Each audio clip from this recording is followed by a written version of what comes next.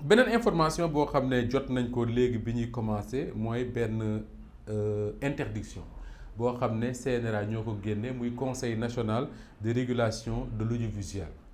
li ñu wax moo di ne kii di Ahmed Aïdara moom dañ koy tere désormais muy def revue de presse foofu la ca Sen TV ak Zik FM d'ailleurs loolu warul bett kenn parce que ay temps ci ginnaaw ay fan ci ginnaaw rek ñoom waa CNRA envoyé woon nañ benn mise en demeure jëmale ko ci waa D-Média wax leen que ni na Ahmed Aïdara arrêté di def revue de presse man moo ko déggee dama jàppoon ne peut-être le fait que Ahmed nekk maire ba pare continuer di def la revue de presse ak ses émissions sur la Sen TV et la Zik FM moo ko waraloon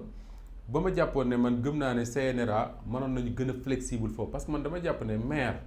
wurul tee nit ki mën a liggéey parce que soo demee ci yenn réew tubaab yi da ngay gis nit nekk maire ba pare continuer di def liggéeyam tey jii man wax naa ko ak Ahmed avant élection yi avant muy gagner d'ailleurs que ni man je rêve de voir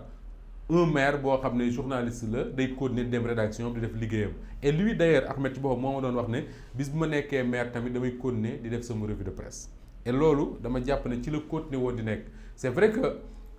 travail journaliste travail d'informer la revue de presse da ngay revue loo xam ne moom la journaliste bind et très souvent su fekkee yow ci bopp acteur politique nga c'est compliqué à gérer te man dama jàppoon ne foofu la CNRA doon waxee mais sànq bi may lire motivation wala boog argument yi nga xam ne moom la CNRA déroulé pour tere Ahmed Aïdara ne bu mu defati revue de presse ci Zik FM ak Sen TV dama ci gis ne dañu wax ne ci revue de presse Ahmed da nga ciy dégg souvent muy tudd des sujets yoo xam ne presse bi évoqué wuñ ko loolu gis naa ko sànq ñu ne ci revue de presse am da ciy tudd ay sujets yoo xam ne presse bi évoqué wuñ ko bon CNRA moo ko wax gis nañ également CNRA wax ne ci revue de presse Ahmed boobule dañ ciy dégg ay commentaires inappropriés xaw ma nu ma koy traduire ci wolof mooy commentaire par rapport ak it journaliste bind mais ni ñu koy commenter teguwul ci yoon respecté wul ay charte ma ne su fekkee ne argument yii rek la te argument yii rek le CNRA avancé pour interdire Ahmed Aïdara muy def revue de presse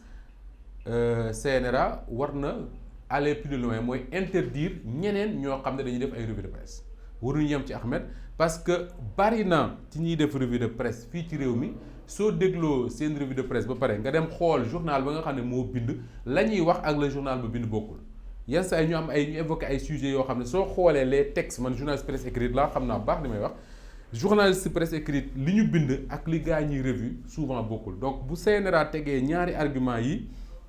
ne moom moo tax mu interdire la revue de presse de Ahmed Aïdara je me dis que il faut aller plus loin mooy nañu xool ñiy def revue de presse ci réew mi yëpp ñi ci respecté wul les chartes ñu delloo leen ci chartes yi wala boog ñu interdire leen ko comme ni ñu ko interdire Ahmed Aïdara parce que finalement la seule différence entre ñi def revue de presse ak Ahmed moo di ne Ahmed maire Guédiawaye la ñeneen ñi duñu ay maire mais sooy déglu seen revue peut-être Ahmed son verbe ak yu demee noonu moo koy jouer toujours des pièges mais soo koy déglu ñeneen ñi sur beaucoup de rajo du ma citer benn rajo du ma citer benn revieweur pour di tooñ kenn mais sentiment bi ngay am mooy li ñuy wax ak la presse écrite li ñuy bind souvent dafay am benn différence moo tax da ngay dégg nit déglu revue de presse dem di werante bu metti te xëy na su fekkoon ne dem na xool effectivement li nga xam ne moom moo nekk dans les quotidiens li ñu bind souvent dina am différence ak li nga xam ne moom ngay déglu donc c'est des revues de presse yoo xam ne finalement da nga naan revues yu elles ne sont pas fidèles à ce qui est écrit dans la presse écrite mais loolu dinañ am temps waxtaane ko beneen jour parce que léegi rek bi ñuy dugg laa gis waa CNRA génne décision boobu et il fallait ñu évoquer ko ne interdire na ñoom Ahmed Aïdara muy def revue de presse si j'ai bien lu li nga xam ne moom laa gis sànq yenn site internet yi commencé di ko publier loolu moo may permettre jël parce que la dernière fois doon naa évoquer fii le cas Binta Diallo jot naa ci ay retours yu bari ñu bari rafetlu li nga xam ne moom la ñu wax par rapport ak Binta ak li nga xam ne moom moo ko daloon la semaine dernière mais man encore une fois je le dis mooy man li ma wax rek mooy li ma gëm su fekkoon leneen laa gëm wala ma gis leneen ci moom wax ko mbaa noppi rek mais du ma wax loo xam ne xaw ma ko du ma wax loo xam ne gëw ma ko te loolu bi mu jàllee dafa am suñu benn consoeur bu ma respecté loolu wax dëgg yàlla bu ma woo wax ma lu am solo mu ne ma Moustapha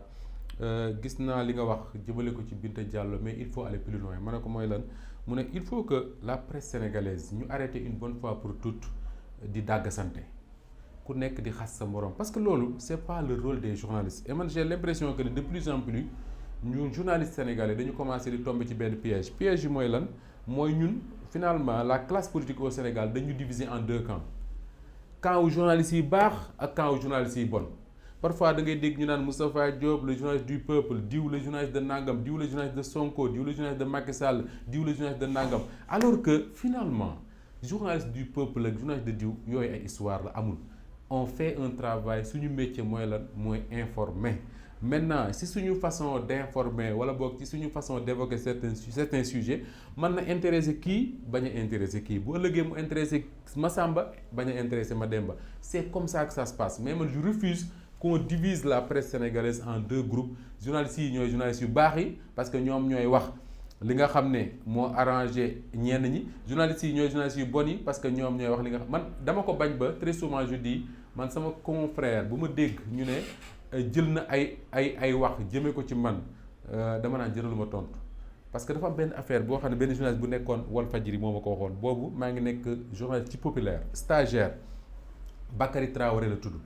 ma ñëw Sacré-Cœur di ko interviewé boobu Walfadjri Sacré-Cœur la nekk bi ma ñëwee sama première question dama ne ko y a une certaine presse daf ma arrêté ma taxaw mu ne ma booy ma ne ko mu ne ma man xawma une certaine presse man li ma xam mooy la presse benn la amul une certaine presse amul la presse benn la kenn mënu ko xar ñaar et loolu dafa nekk benn leçon boo xam ne dama ko retenir jàpp ne man dama gëm ne la presse sénégalaise benn presse dong la loo ci xas ci kii boo xoolee keneen gis ko maintenant ku ci nekk nag da nga nekk ci benn groupe de presse wala boog ci benn journal wala ci benn rajo wala ci benn télé boo xam ne dafa am une ligne éditoriale boo xam ne souvent dans notre façon d'informer loolu mën na ci influer mais en tout cas il faut que les journalistes sénégalais éviter de tomber dans ce piège là mooy piège lan mooy ñii mooy ñu baax ñii mooy ñu bon ñi soo waxee loo xam ne dafa intéresser le pouvoir de Macky Sall ñu ne woy kii baax na parce que voilà soo waxee lu intéresser opposition ñu ne woy kii baax na parce que peuple bi fi nekkal nangam ak nangam c'est des histoires tey jii nii les journalistes sénégalais di nga dégg ñu wax lu baax ci kii ëllëg ñu wax lu safaan ba ci parce que le métier d'informer moo mel noonu donc il faut que ñu retenir cette leçon là c'est sama benn conseiller moo ma ko wax keroog ma ne ko c'est extrêmement important ce que tu dis parce que ñun suñ bopp on ne fait pas attention à ça et dañoo dem ba yaakaar ne ñun sax dañ ko yaakaar dañuy gëm ne wéy ku waxee nii moo baax ku waxewul nii baaxoo c'est pas vrai c'est il faut éviter ça xam ne la presse elle est une et indivisible mën nañ wax lu arrangé nit ëllëg ñu wax lu ko ñàkk arrangé mais bu ñu nangoo rek tomber dans ce piège là que ne ñii ñoo fi nekkal population bi ñii ñoo fi nekkal intérêt diw wala ñii ñoo fi nekkal intérêt opposition ñi ngi tomber ci benn piège boo xam ne ñun ñëpp ci ñun kenn du ci génn et pour man c'est pas le plus important